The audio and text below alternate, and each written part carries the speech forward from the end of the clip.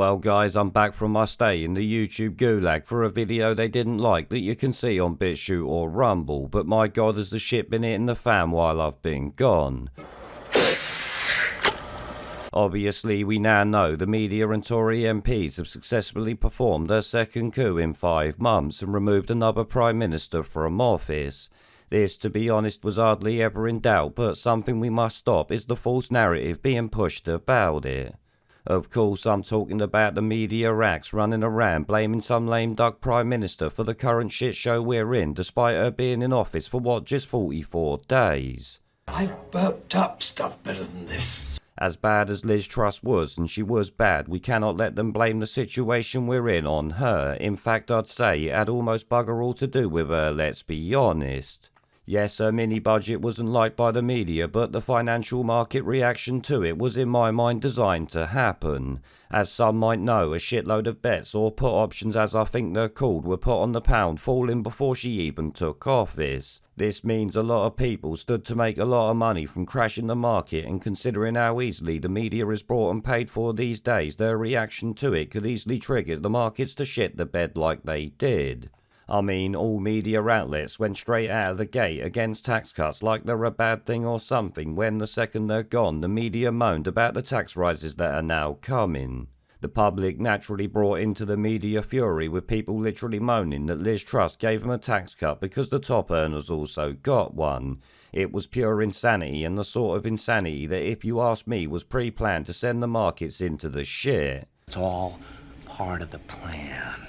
Of course, before all that, we must remember that this disaster was always going to happen anyway, considering what's transpired over these past few years. Lockdowns and bat flu lunacy have caused a global supply crisis, while the same lockdowns had governments printing money to the power of 10 while paying people to sit on their arse all day. Here, what I call them? Fun coupons. See that? A fun coupon. Come on the sloop, John B. This shit is going on worldwide also, with currencies falling not only here in Europe but Asia and most other places too. This, as I've said before, is a cost of lockdown crisis, or a state-inflicted poverty crisis if you will. Because remember, at the end of the day, to build back better, first you gotta fuck some shit up, and this is what they have done and will continue to do. But also that we're building back better. So, blaming Liz Truss is, in my mind, the media trying to lay blame for the economic damage lockdowns and other shit have caused on the absolute wet wipe the media helped install in the first place. Now, another thing that needs to be warned against is the clear and obvious attempt by the media, MPs and globalist fuckpigs to get Rishi Sunak in number 10. This, I'm sure you've noticed, could and easily be done by others stepping aside so that there's only one candidate. This means not even Tory members get a vote, but if they do get a vote, I question the credibility of it, considering this vote will be done online, so it's done quickly, as you likely know. This sends alarm bells ringing for me, given how easy it is to cheat online voting and how corrupt these political parties are in this country. This tells me they would cheat it if they could. And do you accept the resignation of all of these liars? Of all the corrupt? Then, of course, we have talk about Boris Johnson coming back, which some are cheering while the usual suspects are screaming. This whole situation is literally clown world shit and pretty funny if you ignore the fact it's our lives they're sending into the shitter more and more. Boris, as you know, enacted lockdown and various other demented crap that got us in this mess, and yet he could be back in office months after leaving. Or the other choice is certified wet wipe Rishi Sunak, who also caused the complete clusterfuck we're living in now. This guy quit his job as Chancellor to bring down Boris Johnson after borrowing more than £400 billion against your kids' future, you know, to pay people to sit at home while they played pandemic.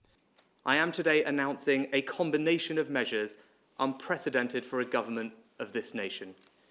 We have told people to stay at home to prevent the spread of infection. We are now closing shops, restaurants, bars. But we don't do this lightly. We know these measures will have a significant economic impact. Today, I can announce that for the first time in our history, the government is going to step in and help to pay people's wages. Any employer in the country, small or large, charitable or non-profit, will be eligible for the scheme.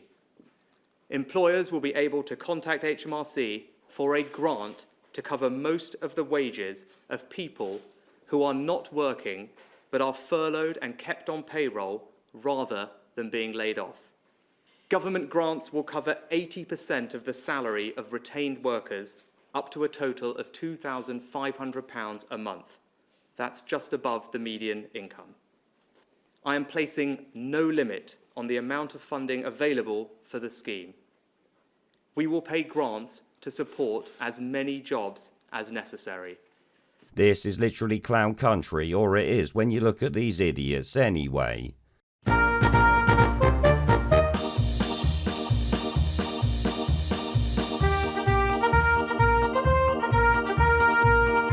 Now, the media, as you probably guessed, are obeying their paymasters to the letter because they're determined, like I said, to get Rishi Sunak the Ponce into number 10.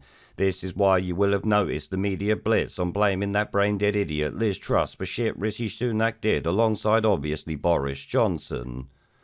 We have told people to stay at home to prevent the spread of infection. We are now closing shops, restaurants, bars. They're literally trying to rewrite history when, if you ask me, all MPs are to blame for the past 2 years and more. The ayes to the right, 516. The noes to the left, 38. The ayes to the right, 516.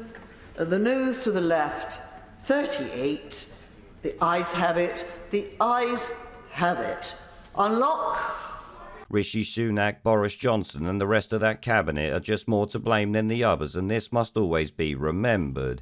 It's a bit like Piers Morgan and Tosspots who said crap like this. That must never be forgotten. For me, it's a no-brainer. From a business point of view, it's a must. And, you know, the quicker that everybody acknowledges that, without proof of the vaccine, you can't go into a pub, club, restaurant, gymnasium, anywhere at all. You can't travel, theatre, you can't even go into work. I mean, personally, I have to say, I don't even think that we should allow people on the streets unless they've had the vaccine. Yeah, much like those tosspots there, we should never forget that the MPs all voted for lockdowns and all of this shit while they happily printed all this money, or should we say Rishi Sunak did, to pay people to sit at home. Government grants will cover 80% of the salary of retained workers up to a total of £2,500 a month. I am placing no limit on the amount of funding available for the scheme. Then, of course, they all vote for net zero bollocks that makes us all poorer and exacerbates the bollocks that we're living through now. At the end of the day, like the media tosspots who vilified the public for not getting the jab, these same people should never be bloody forgotten.